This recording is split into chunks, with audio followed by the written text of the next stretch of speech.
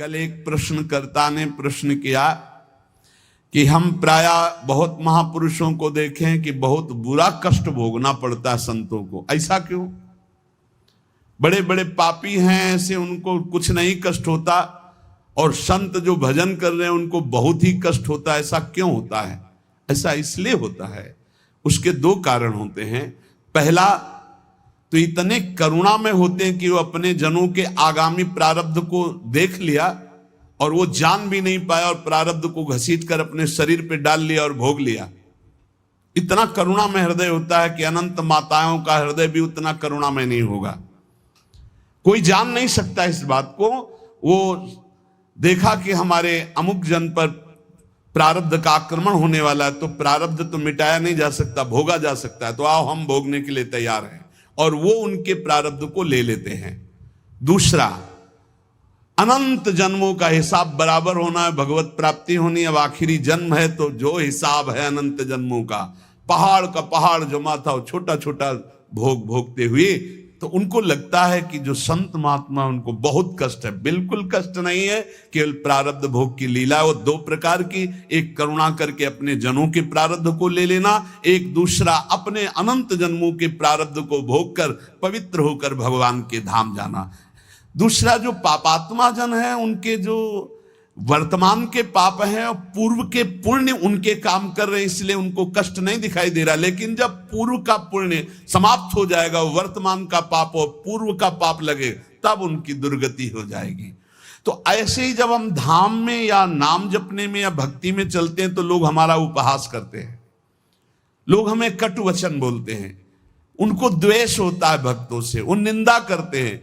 तो दुर्वाच्यानि सहस्त्रशा परिभवान नीचैः कृतान कोटिशो। करोड़ों प्रकार से कोई हमें दुर्वचन कहे तो भी हमको चुप रहना है। क्यों चुप रहना? हमें अपना काम बनाना है। वो दुर्वचन बोलेगा, हमारे पाप नष्ट हो जाएंगे, हृदय में जलन होगी ना, तो हमारा हृदय पवित्र होगा। हृदय भगवान के लिए सुंदर महल है, सुंदर निकुंज है।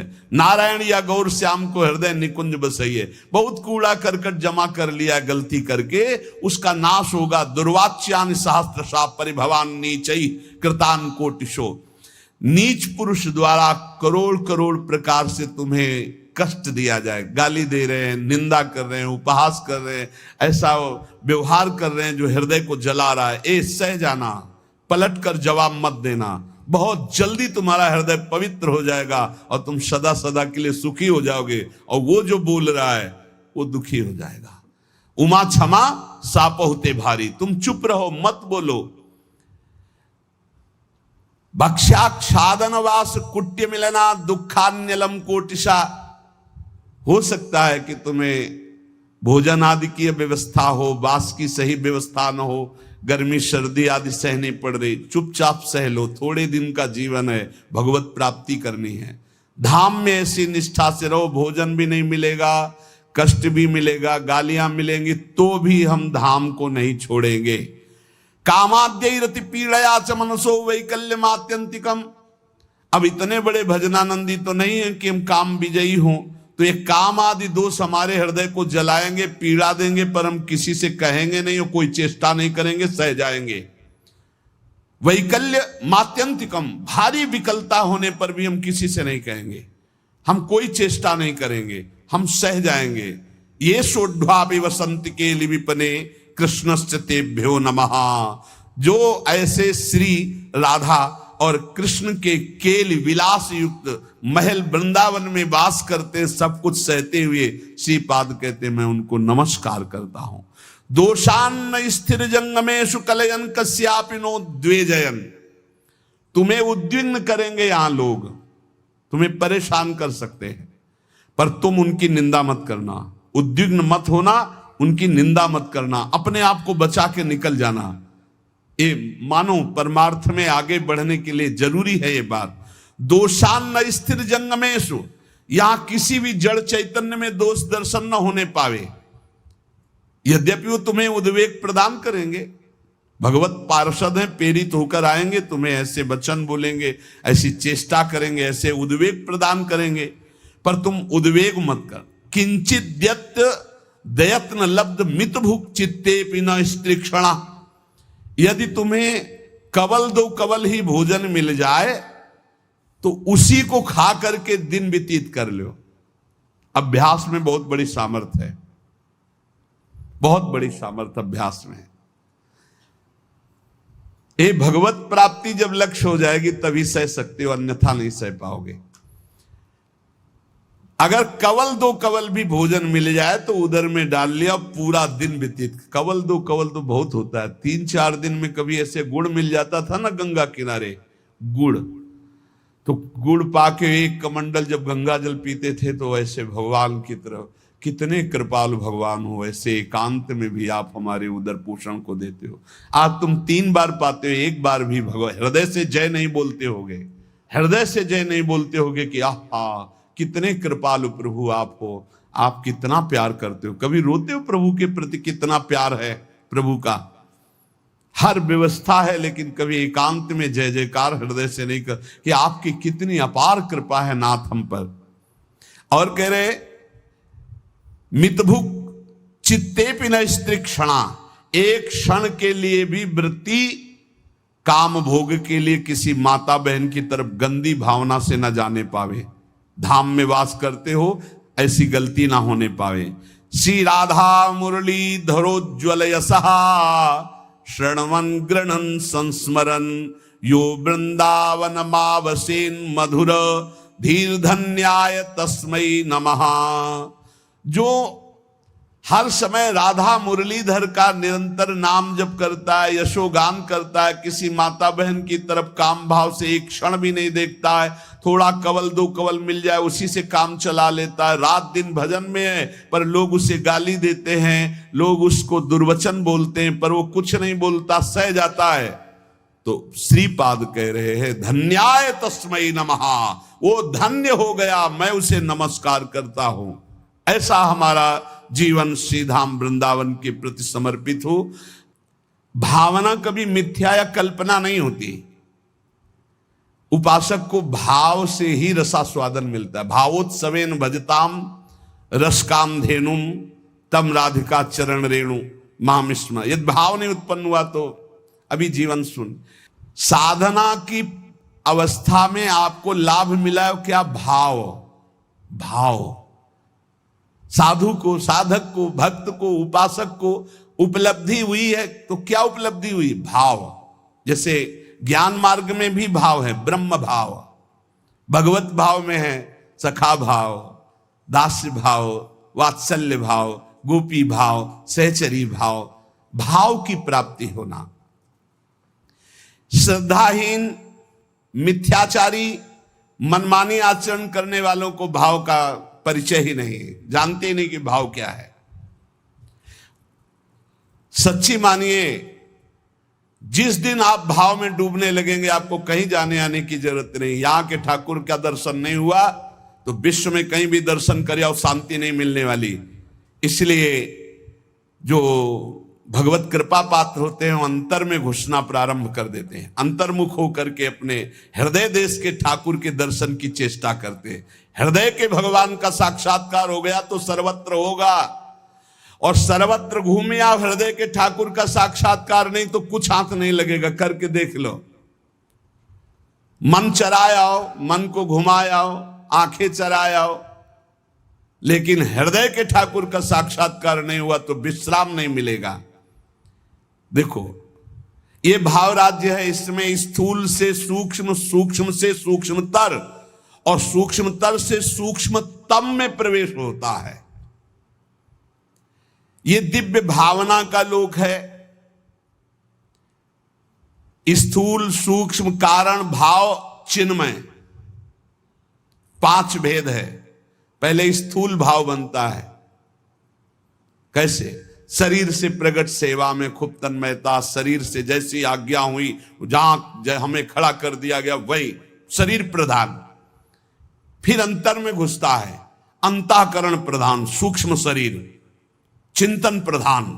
अब बाहर की क्रियाएं तो पहले से ही संयमित हो चुकी है, अब जैसी गुरु आज्ञा वैसा अंदर चिंतन प्रधान। फिर कारण स्वभाव प्रधान हो गया। या जो पर्यो मोहि सहज स्वभाव, श्री हरिवंश नाम रस चाओ, श्रुतौ राधिका कीर्तिरंता स्वभावे। अब उसका स्वभाव बन गया भगवत लीला गाना, भगवत लीला सुनना, भगवत नाम जप करना, भगवत कीर्तन करना, भगवत सेवा करना। तब प्रकट होता है भाव। स्थूल सूक्ष्म कारण तीनों का परिवर्तन जो कर दे उसका नाम भाव। भाव के आगे चिन्मय देह की प्राप्ति होती है, जिसे भाव देह कहते हैं। ये बड़ा विलक्षण होता है, न स्थूल होता है, न सूक्ष्म होता है, न कारण होता है, न यातना देह होता है, न देव देह होता है, न स्वाप्निक देह होता है। एक अलौकिक चिन्मय भाव देह है। ये नित्य, जैसे प्रिया प्रीतम वैसा ये नित्य है चिन्मय देह। ये देह केवल कहने मात्र को ये शुद्ध भगवत स्वरूप है। इसमें देह जनित कुछ नहीं है, हड्डी मांस या पुरुष स्त्री के चिन्ह ये सब नहीं है भाव देह में। अब आप विचार कीजिए, ये जो लीलाएं हैं ये चिन्मय देह से हो रही हैं, जहां ना स्त्री चिन्ह है, ना पुरुष चिन्ह है, ना रक्त है, ना मांस है, ना मज्जा है, ना हड्डी है, ना विकार है। निर्विकार चिदानंद चिन्मय देह। कैसे जानोगे कैसी रास हो रही है? यहां देह और देही का भेद नहीं, जैसे आत्मा अलग है देह अलग है। यहां माया का पर्दा नहीं है, यहां बहिरंग प्रकृति का प्रवेश नहीं है, यहां अंतरंगा योग माया का भी प्रवेश नहीं है। यहां माया की चादर डालकर भगवान नहीं खेलते, यहां खुला खेल हो रहा है चिदानंद में। जैसे यहां तो माया की चादर पड़ी हुई, पहले देह फिर अंदर बैठा हुआ चिदानंद तत्व है, उसे कोई बिरला ज्ञानी जानता। समात्मा सुदुर्लभा वासुदेवा सर्वमिति। इस चिन्मय भावदेह की जब प्राप्ति होती है तो केवल प्रिया प्रीतम के मिलन आनंद की व्यवस्था करना और उसी आनंद में पूर्णानंद में डूबना। जैसी हरिवंश लाल ललना मिली तो हियो सिरावत मोर, चिदानंद भावदेह से चरी। इसमें जो चरम सुख है उसके आगे मोक्ष सुख कड़ुआ लगता है। यह रहस्य तभी खुलता है जब दिव्य लीला राज्य के भावरस में डूबे हुए किसी भावुक महापुरुष की शरणागति मिल जाए और उनकी बताई हुई उपासना के क्रम से स्थूल शरीर, सूक्ष्म शरीर, कारण शरीर तीनों से परे भाव, भाव से भी गाढ़ भाव दे चिदानंदमय की प्राप्ति, तब इस लीला में प्रवेश हुआ। प्रभु की प्राप्ति के अनेकों निश्चित मार्ग सत्य हैं जो मोक्ष प्रदान करते हैं, प्रेम भी प्रदान करते हैं, परंतु ये कुछ विलक्षण है। लीला संदोह में प्रवेश करने के लिए सखी भावापन्न होना ही पड़ेगा। देखो, जब नारद जी ने हठ किया कि मुझे आपकी ब्रज लीला रास देखना है, तो उनको नारद जी से गोपी बनना पड़ा। अर्जुन जी को भी गोपी बनना पड़ा।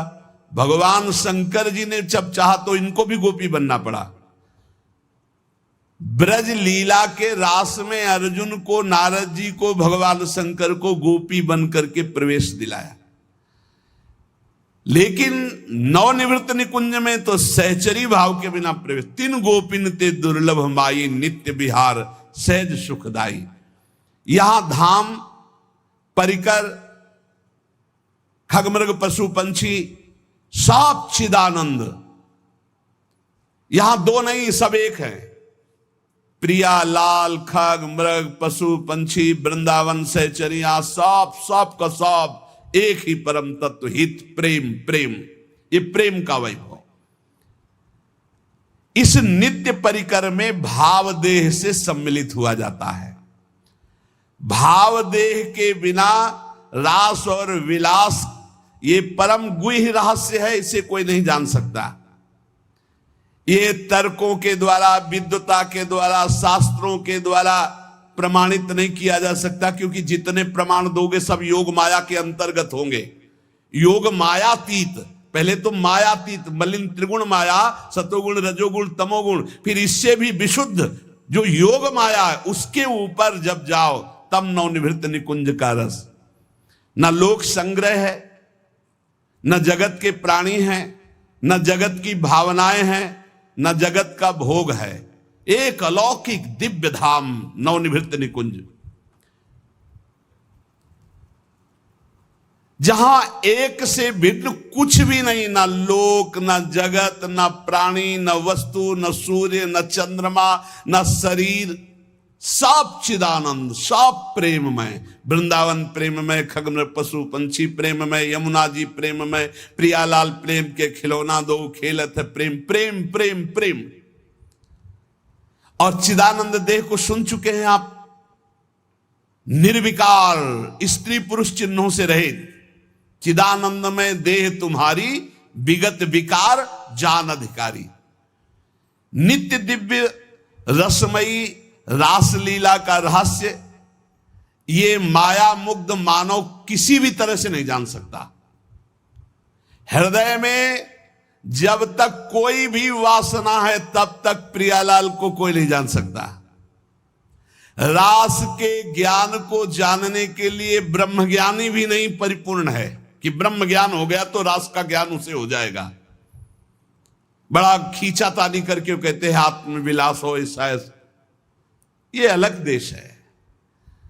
अगर एक खींचातानी वही ज्ञान से होता तो परम ज्ञानी जो महान पुरुष श्री सुखदेव जी हैं वो सीधे आत्मविलास का वर्णन करते।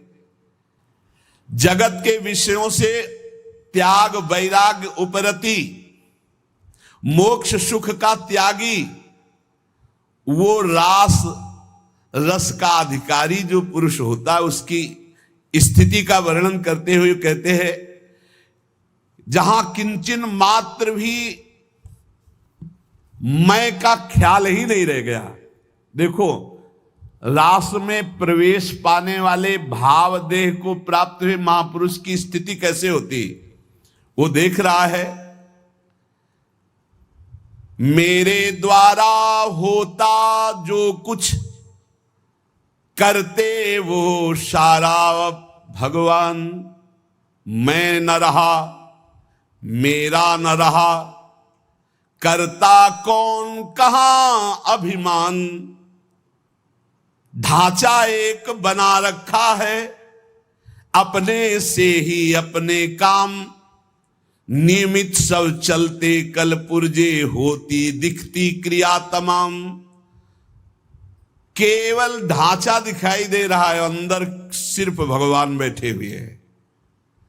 अब जो कुछ हो रहा है वो सिर्फ भगवान कर रहे हैं। ढांचा दिखाई दे रहा है व्यक्ति का, वो अंदर बैठा है परमात्मा, वही सब कुछ करा रहा है। तुमने जो कहलाया मुझसे वही कहा मैंने अविकल, तुमने जो करवाया मुझसे वही किया मैंने निश्चल। तुमने जो सिखलाया मुझको सीखा मैंने वही सकल, तुमने जो दिखलाया मुझको देखा मैंने वही अकल।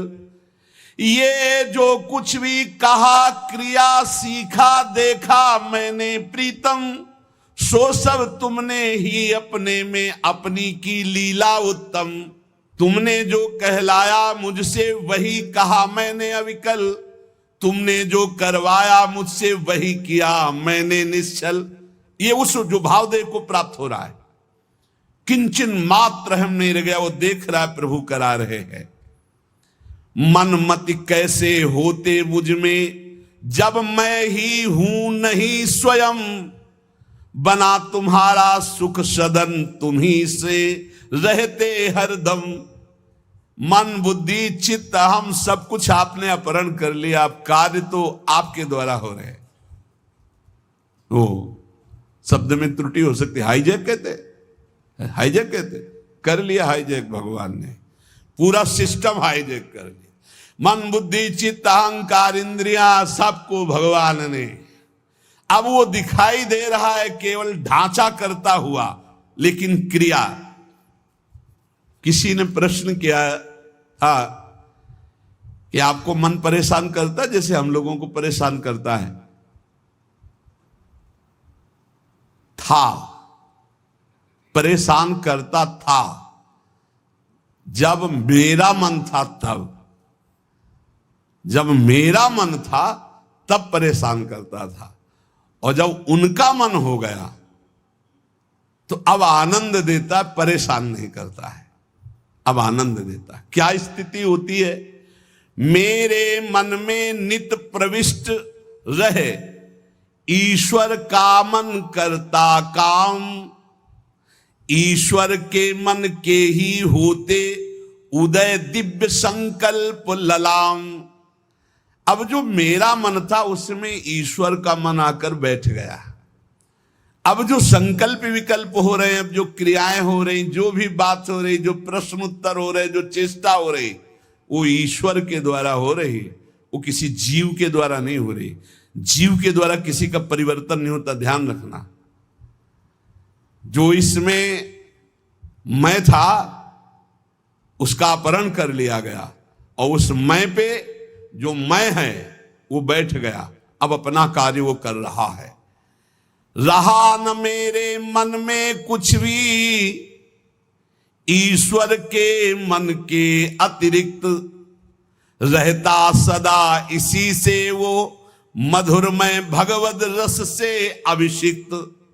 अब मेरा मन नहीं रह गया, अब प्रभु के मन ने हमारे मन पर पूरा का पूरा अधिकार करके बैठ गया। तो प्रेम रस अभिषिक्त मन, सूखे मन में काम क्रोध लोभ मोह मद मत्सर होते, भगवत रस से अभिषिक्त मन में नहीं होते। परेशान भूखा आदमी करता है, तृप्त आदमी तो आराम करता है। अब श्री राधा जुग चरण निवास, अब तृप्त हो गया, अब इसके भागने की जगह नहीं बची है। मेरे मन को नित्य बनाए रखते प्रभु निज मन का यंत्र, करते उससे अपने मन की मनमोहन वे परम स्वतंत्र। रहा न कोई मुझ में करने वाला अब शुचि असुचि विचार, अंतर्द्वंद मिट गए सारे, मिटे मोह के सभी विकार। एक ने कहा कि हमने आपको जान लिया। नहीं भाई, नहीं जान सा। छाती से लगे रहो फिर भी नहीं जान पाओगे, छाती से लगोगे फिर भी नहीं जान पाओगे, वचन से लग जाओगे तो जान जाओगे। वाणी को पकड़ लो, उसके अनुसार चल दो तो जान जाओगे, नहीं जान पाओगे। प्रभु के मन में निज को खोकर मन हो गया अमन मेरा, उठा असत आशा तृष्णा का ममता का सारा डेरा। अमना हो गया मन, कुछ नहीं चाहिए। जब बहुत बड़ी वस्तु मिल जाती है तो उसके पाने के बाद कुछ पाना बाकी नहीं रहता, उसके जानने के बाद कुछ जानना बाकी नहीं रहता। एक बार चित्त को लगाओ, तो एक बार प्रभु में लगाओ, फिर जब प्रभु तुम्हारे चित्त को स्वीकार कर लेंगे तो क्रीड़ा करते अब मन में स्वयं प्रीतम इच्छा अनुसार, करते रहते नित उसमें उससे वे अब स्वच्छंद विहार। अब मन रूपी भवन में हमारे प्रीतम स्वच्छंद विहार कर रहे हैं। जितनी भी मलिनताएं थी, जितनी भी इच्छाएं थी, वो प्रभु से विमुख होने के कारण, और जब प्रभु पधारे मन में सब अपने आप खत्म। क्रियाएं वैसे ही हो रही।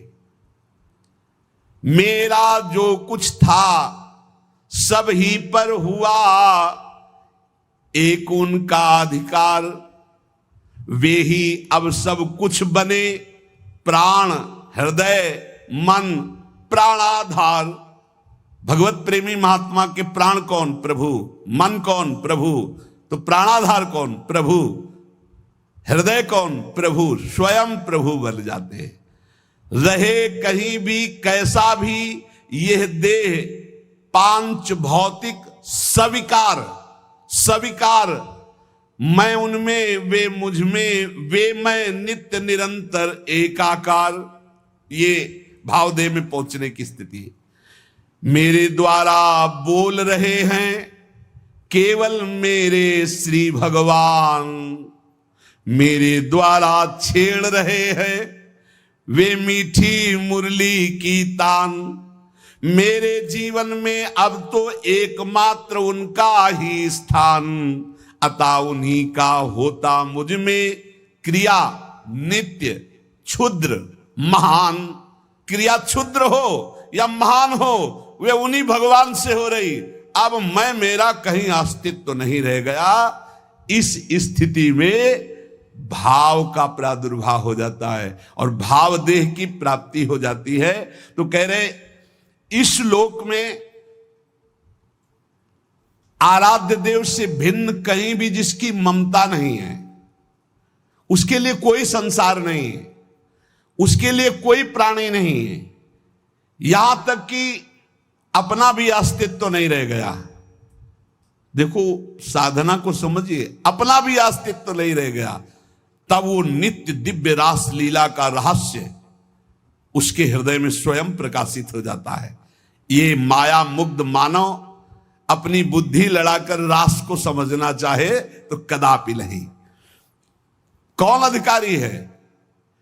बोले जिसका इस लोक में कोई भी नहीं है, अपनी ममता कहीं नहीं है, जगत में पूरे ना कोई प्राणी पदार्थ में, यहां तक कि अपना भी अस्तित्व खो गया, वो रास का अधिकारी। इसीलिए कई बच्चा के पेट, बच्चा बन जाओ, आचार्य शरणागत हो जाओ, स्थिति